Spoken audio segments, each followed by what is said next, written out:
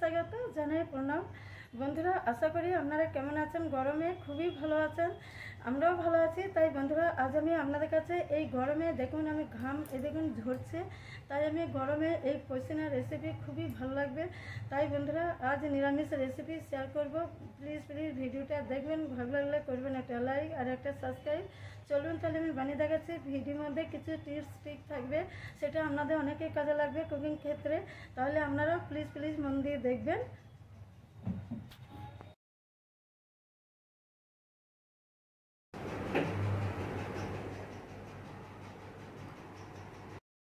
দেখুন বন্ধুরা, মসুর ডালটা আমি 2 ঘন্টা আগে ভিজাতে দিয়েছিলাম, আর ডালটা ভালোভাবে ভিজেও গেছে। এটা দেশি মসুর ডাল, এরকমভাবে আপনারা ভিজিয়ে নেবেন। দেখুন আমি 2-3 বার আমি ধুয়ে নিয়েছি, তবু আরও আরেকবার ধোবো।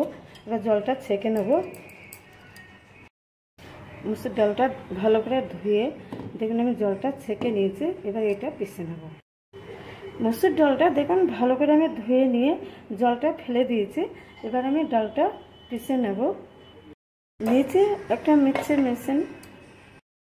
বন্ধুরা দেখুন আমি ডালটা মিক্সি মেশিনে পিসবো, কিন্তু অনেকটা ডাল আছে, আপনারা চাইলে শিলের মধ্যে বেটে নেবেন।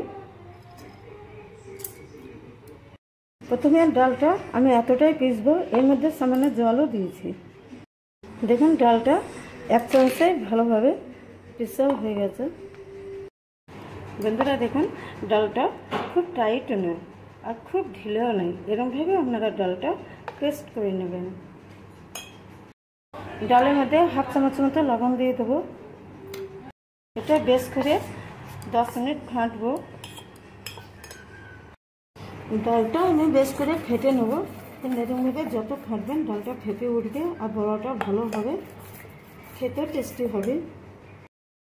ডালটা ঢাকা দেব। টমেটো আমি 2 পিস নিয়েছি আর আমগুলো কেটে নিয়েছি। ডালটা ঢাকা দিয়েছিলাম, ঢাকাটা খুলে নিলাম। গ্যাস জেলে আমি প্যানটা দিয়ে দিয়েছি গরম করতে। প্যানে গরম হয়ে গেছে, এবারে দিয়ে দেবো সরিষার তেল। ডালটা ফেঁপে উঠেছে, এর উপরে দিয়ে দেবো ডাল পেস্ট। এবারে ডালের বড়াগুলো উল্টে নেব। এবারে প্লেটের মধ্যে নিয়ে নেব। দেখুন বন্ধুরা ডাল বাটা একদম ফুলে উঠেছে, ফেঁপে উঠেছে। এটা খেতে অপূর্ব টেস্টি। এবারে প্লেটের মধ্যে বাকিগুলো নিয়ে নিচ্ছি। ফের কিছুটা তেল দিয়ে দিচ্ছি। মধ্যে দিয়ে দেবো 5 ফোড়ন, একটা শুকনো লঙ্কা। বন্ধুরা দেখুন একটা টিপস দিতে চাই আমাদের। দেখুন এখন গরমকাল, সেই হেতু আমি কম তেলেই রান্না করছি, খুব একটা আমি দিচ্ছি না, তবে মিডিয়াম, খুব কমও না। দেখুন এইভাবেই আপনারা রান্নাটা করবেন। এর উপরে দিয়ে দেবো টমেটো কুচি, আমের কুচি। এটা একটু উল্টে পাল্টে নেব।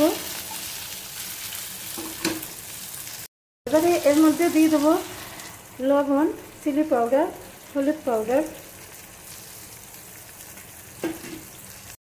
এটা একটু কষে নেব।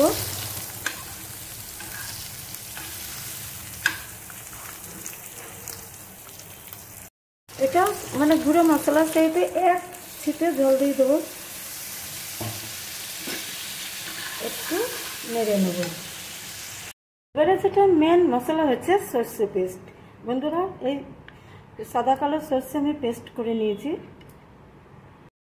জল দিয়ে আমি ঢাকা দিয়েছিলাম, ঢাকাটা খুলে নিলাম। আম টমেটো এটা মজে গেছে।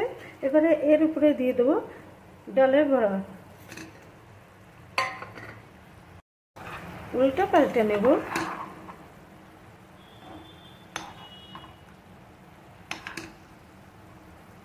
এটা সামান্য ক্যারি বানাবো, এর উপরে দিয়ে দেবো জল, বেশি না।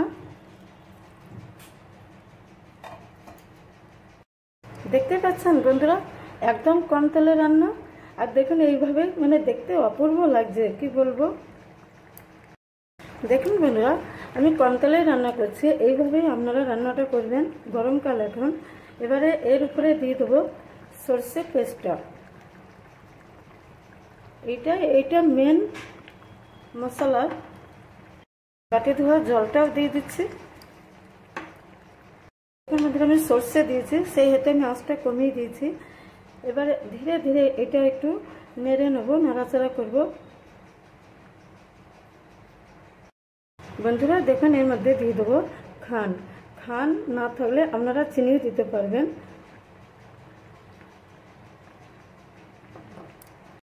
দেখুন দেশি খান্ড, এটা মানে যাদের সুগার আছে তাদের মধ্যে খুবই ভালো। এবার এটা একটু নাড়াচাড়া করে নেব। বন্ধুরা আমি দেশি খান্ড কেন দিচ্ছি, যাদের বয়স্ক মানুষ তাদের পক্ষে খুবই ভালো, খুবই উপকার, আর চায়ের মধ্যেও উপকার, কিন্তু আমি এর মধ্যে একটু দিয়ে দিলাম। এবারে এর উপরে দিয়ে দেবো ধনেপাতা কুচি আর 2 পিস কাঁচা লঙ্কা। বন্ধুরা এই রেসিপিটা কেমন লাগলো সেটা জানাবেন কমেন্টের মাধ্যমে। এবার আমি দিয়ে দেবো ঢাকা। দেখুন আমি আজকে ঢাকা দিয়েছিলাম, ঢাকাটা খুলে নিলাম। দেখুন বন্ধুরা কি সুন্দর একটা অপূর্ব গন্ধ বেরিয়েছে, আর দেখে বুঝতেই পারছেন যে বড়াগুলো সিদ্ধ হয়ে গেছে। এবারে আমি আপনাদের দেখাবো বড়াটা। দেখুন ভেঙে যাবে, দেখুন দেখতেই পাচ্ছেন, আমি আপনাদের সামনে দেখে দিচ্ছি। এইভাবে আপনারা প্লিজ ট্রাই। বন্ধুরা এবার আমি গ্যাসটা বন্ধ করে দিলাম। এবার মানে আমি সার্ভিং প্লেটে আপনাদের দেখাবো কেমন হয়েছে। নিয়েছি একটা সার্ভিং প্লেট, এই প্লেটের মধ্যে আমি নিয়ে নেব।